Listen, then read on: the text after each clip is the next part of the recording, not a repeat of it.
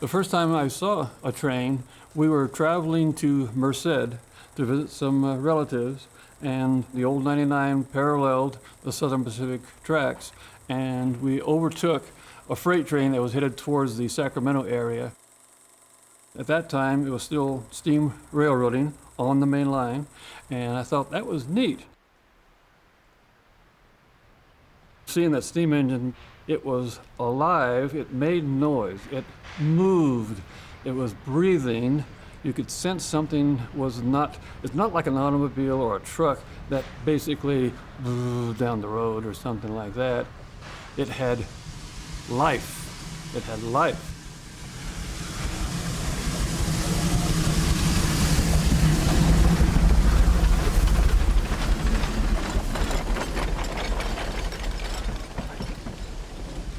My name is Joseph Bispo.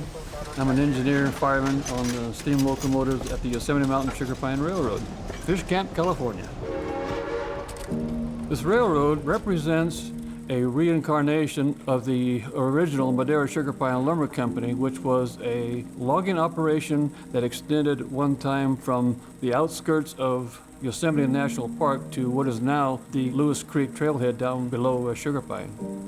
The Stauffer family, when they started the railroad, the idea was to, in a way, recreate the old Madera Sugar Pine Railroad operation as a tourist railroad, given the chance for the people to see what happened in the old days.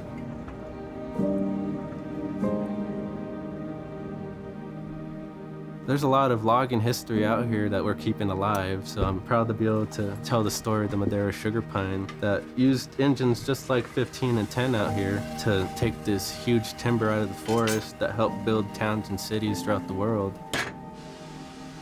The future for tourist railroad can be iffy because they're dying off.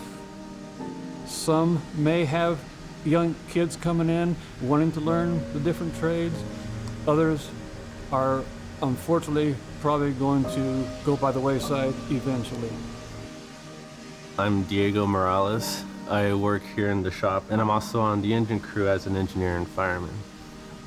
Typical day would be I'd come in around 6:30 and 7:30 depending on the day. Get the engine ready, you come in, light it off, do all the greasing inside, put some air to the engine inside, make sure you have a full tank of water. The fireman's basically an engineer's right-hand man who manages the water, fire, and the steam in the boiler. And so they've got their own checklist of things that they need to do to get the engine in the state that they prefer. The engineer would typically just look over his locomotive, make sure he's got a good engine, look at all the running gear, you look at the brake rigging. You never know what you might find at that one time that might be at a place that could be critical.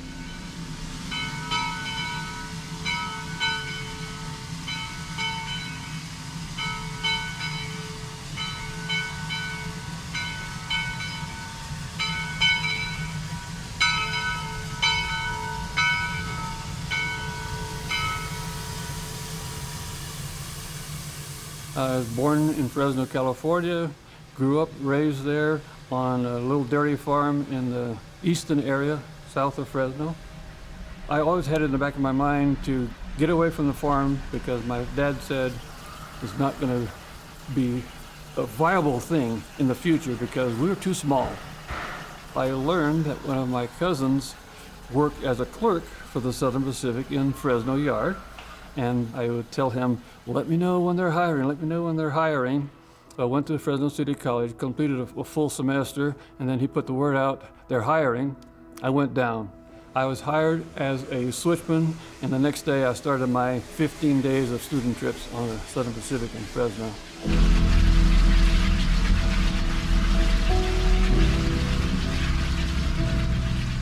The Fresno Bee ran a little article about the Stauffer family was going to run little tourist train runs for the public, and they were going to open up Memorial Day weekend, 1968. Well, I grabbed my camera, came up that weekend, took some photographs. I met the three-man crew they had at that time, and I talked to one individual who was a conductor, and he said that they were working 7 days a week, And I asked, can I take a couple of those days away from me because I work for the railroad in Fresno and I'd love to get involved up here. And he said, go talk to Rudy, go talk to the boss. So I talked to Rudy Stauffer, told him my situation, and the next weekend I was the relief conductor. Rudy started with an older gentleman from the Southern Pacific, up in his upper 70s, and the fireman was in his upper 50s, young 60s. So Rudy wanted to get his sons, Max, Guido, and Robert, into the locomotive, eventually to ease the older folks out and then be a family operation. And I was the fourth man in the line, so to speak, to learn how to fire the locomotive and how to run the locomotive.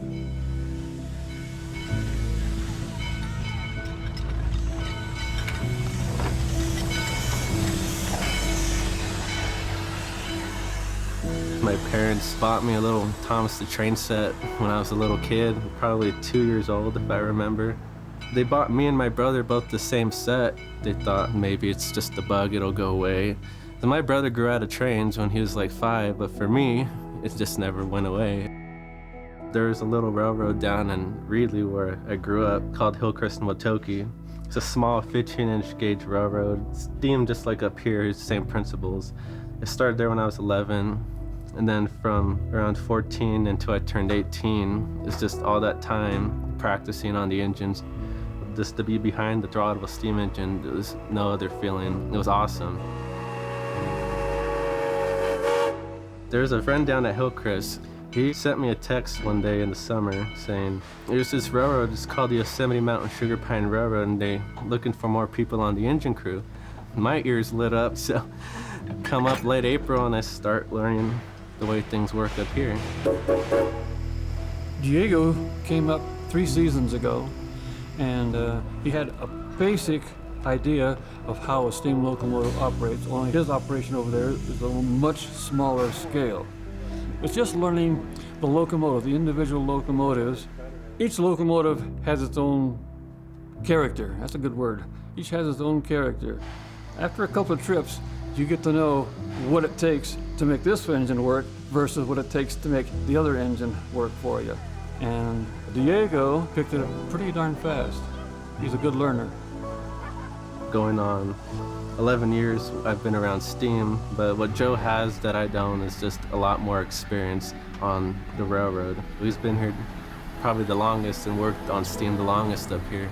So he's just passing on any knowledge he's learned over the years towards me. So basically, so I don't make the same mistakes he did.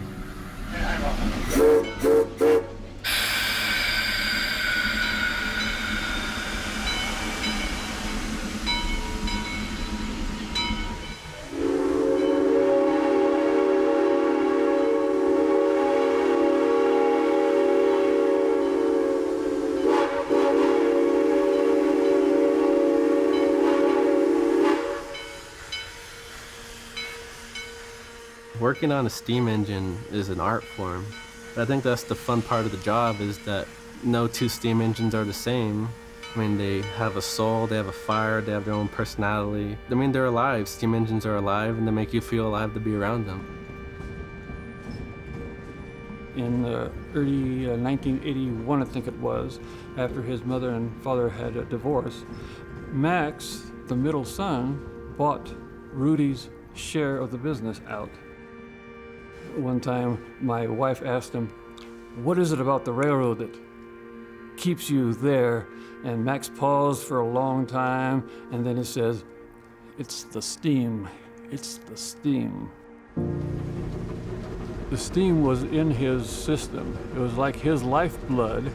It flowed through him continuously from day in and day out, morning to night.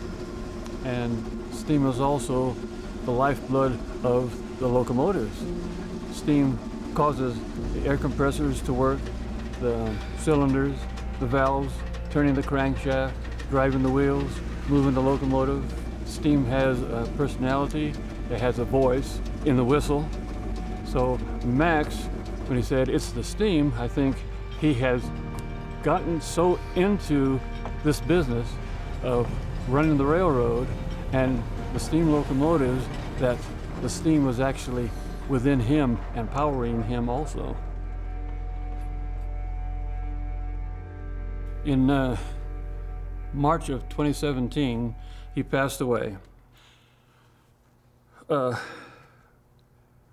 railroad itself could run without Max being on property.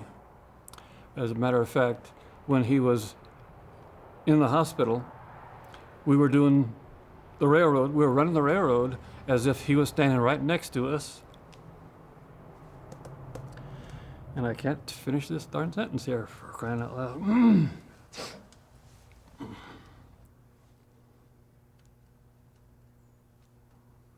You know, I was only 2 years older than Max. And in order of age, it was myself, Guido, then Max, and then Robert. I might say I grew up with them, so sometimes when I talk about Max, I get too close to the subject, so to speak. But in August of 2017, we had the railroad fire, which started on the hillside above the railroad, across the highway. And we lost some pieces of equipment, but they were just display pieces. Nothing really was going to hurt our operation, but we lost time. It wasn't some time until late September, I think, that we were able to reopen again. We operated fine without Max. I mean, everybody knew their job. Everybody had been here for ages and ages, so to speak.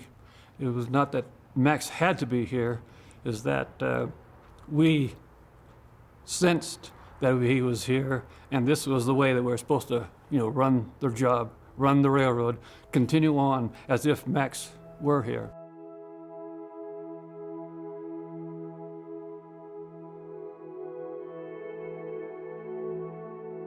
The legacy, as I see it, is that this is hands-on, and people can actually ride a train on a line that has been gone for almost 60, 70 years.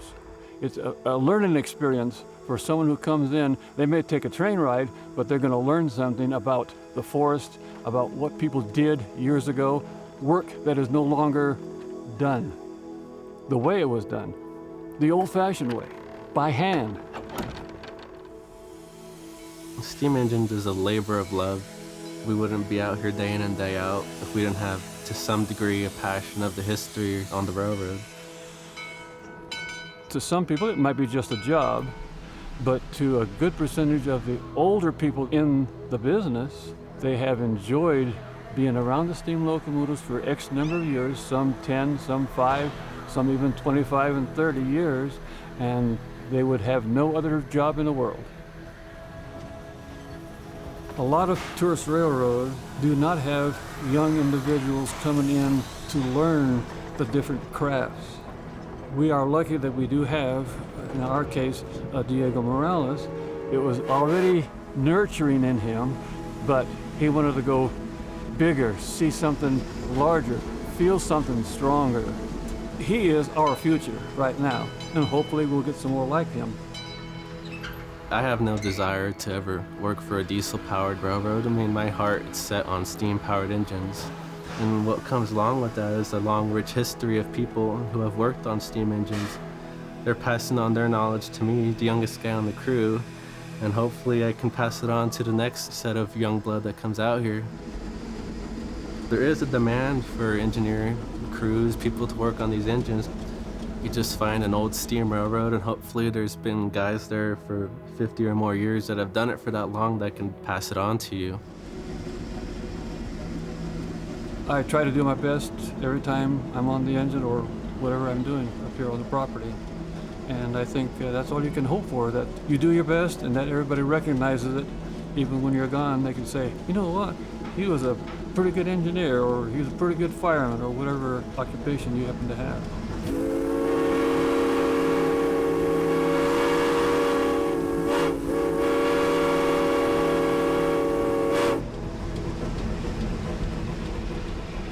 What is it about trains that's kept you hooked all these years? Oh boy, that's a good question. I don't know, really, to be honest, why, but when I saw the first steam locomotive, I knew it was like alive, and when I had the chance to go work for the railroad, I enjoyed it. I enjoyed it from day one. I enjoy it right now as we're speaking, and I hope to enjoy it another 10, 15 years if I live that long.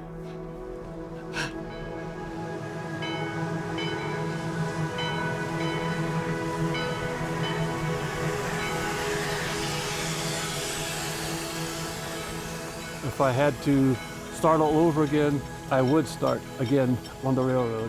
I would come up here again, first day, take some pictures, put out my pitch, can I help you out? And I'd be here again.